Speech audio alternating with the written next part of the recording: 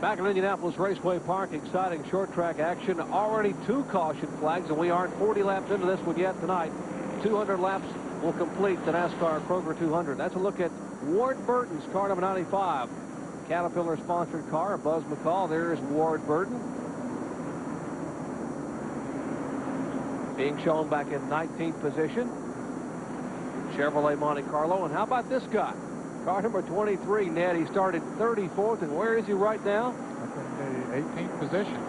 Chad has made a good move towards the front. Been helped a little bit by some of the things that have happened in front of him, but he dodged them and got on through, passed a lot of cars, so he's moving well along. This guy's made a career coming from the back of the field. Did it at Daytona 2 years in a row. In fact, hey, last week at South Boston was leading, got involved with a slower car, cut a couple of tires down. The caution comes out. He didn't lose a lap, but he went to the back of the field on a very tough racetrack and came all the way back to win the race.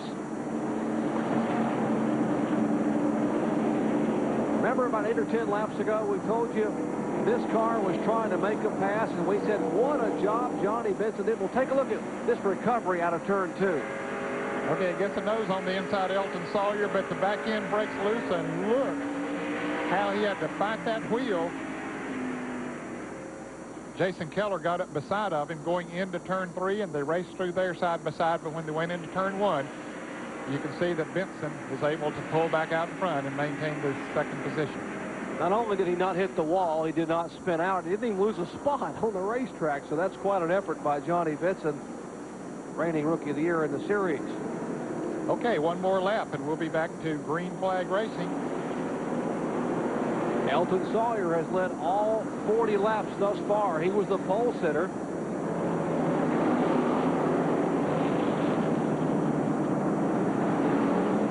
Here's a guy that's made a move as well. Tracy Leslie started way back. I think he started back in 24th spot, and now being shown in 12th position. So certainly this guy, he's a former winner here. Yes, he's passed a lot of good race cars to get up there too, Jerry. And he knows his way around this racetrack as well as anyone. He likes this type of racetrack. He has a lot of patience and also a lot of finesse. And you might wonder, does he have patience passing this many cars this early in the race? But his car's working that well, does he do it?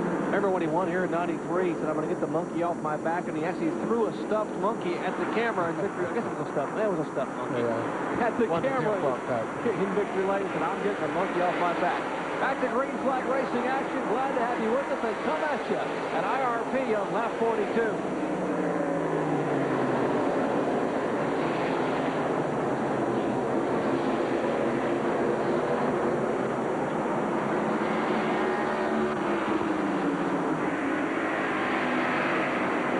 Single file, first, second, third, but the battle heating up for 4th position as Doug Hebron, boy, starting to get a little worrisome there for David Green. And Curtis Markham, heavily damaged in that incident a moment ago, is in the pits, and John Kernan has caught up with it. John? Jerry, they've got the Lysol branch Pontiac behind the wall trying to get it fixed to get it back out there. Curtis, a lot of damage to the car. What happened? It's unfortunate. The Lysol Pontiac was really running good. We were just biding our time, taking it easy. We were, wanted to wait till after halfway to make a run at it. And unfortunately, we were lapping a slower car, the 53 car, and he just run inside of me and turned me around. Nothing I could do. In a heck of a rookie battle, you guys will try and get it back out. How long do you think it's going to take? I don't know. We got some oil leaking out of it, but this Hensley racing team is real determined. We'll get this car back out on the racetrack. That's Curtis Markham. Bill Parsons also behind the wall, and Bill Weber has that story. We're looking at the Luxair Monte Carlo. It's got heavy sheet metal done to the right front, and the rear of this car is all back stiff. Bill's still sitting in the car having a drink. They're hoping to get it back out. They're looking under the rear end now, doing some work around the hub, perhaps checking out the axle. But Bill Parsons, who was 10th in points coming in here, losing critical time behind the wall. And Jerry, when I mentioned that Bill was pulled up there to Curtis Markham and stopped, obviously he had a car. He couldn't go any farther. That was the reason he pulled there and stopped. There's no problem between those two drivers. We remain single file toward the front. Johnny Benson in second spot. And here's Tim Fedewa trying to make a move. Fedewa in the car number 55. He is being shown a lap down.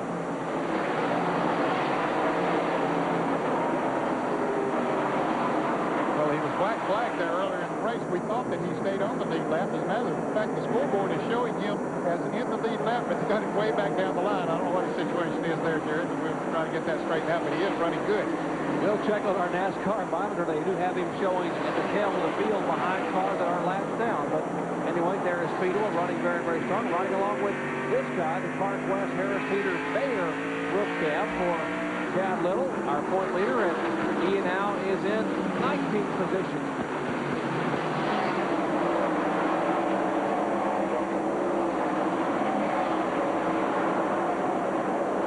Mike McLaughlin, car number 34. And here comes Speedo on the inside of him. Duragloss Ford, number 55.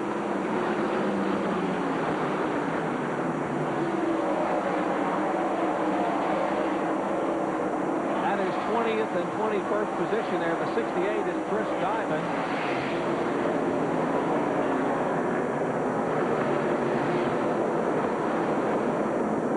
Another good battle has been going on the racetrack, and it's about to go away as Mike Wallace finally gets around Hermie Sadler. They've been battling since the green flag dropped here after this last caution, and Wallace was finally able to make the pass, and now Benson trying to make a pass too. And the crowd on their feet as Johnny Benson has the Chevy on the inside. Marley Carlo muscles its way on the inside, but Sawyer says, no way, I'm going to hang on, but he can't do it. And Benson will lead that time by lap 52. We have a new leader in the NASCAR Program 200. Johnny Benson showing the way. Sawyer in second, and now we'll see if Jason Keller can possibly handle Elton Sawyer. Well, we mentioned earlier that Benson might be a little bit faster, but just simply couldn't get around Sawyer. We'll see now if he is faster, if he's able to pull away. And side-by-side action, Mike McLaughlin, that's for position. The car number 34 moving by a 68. That is 21st and 22nd. Sawing that steering wheel. Chris Diamond in car number 68. And here is Rodney Combs slowing down. His car is definitely off the pace. He is headed in to the pits, going into turn 3. Tough right for Rodney Combs. Richard Petty owns Country Time sponsored Pontiac. There's Joe Bessie's car number 9, the Delco Remy America machine. He tries to make a move inside of Tim. That's the car number 18, rather. He's making a move inside of Randy Porter.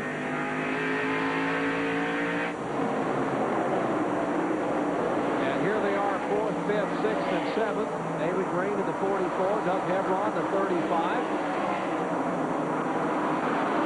08 of Bobby Dotter and Tommy Houston. Houston still having a good run here. Stays right there with those cars. There in the lead lap and up here in the front. Hebron now trying to find his way around the defending series champion, the Slim Jim Chevy of David Green. That's Larry Pearson's car. You saw them go by a moment ago. He is back on the racetrack, obviously not up to speed as of yet, but if you joined us late, he was involved in an incident down in turn 3. His car backing into the wall because of hitting a patch of oil.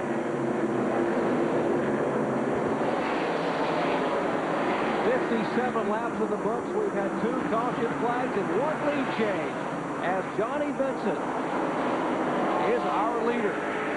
In second spot is Elton Sawyer as we are live here at Indianapolis Raceway Park. Back with more green flag action after this.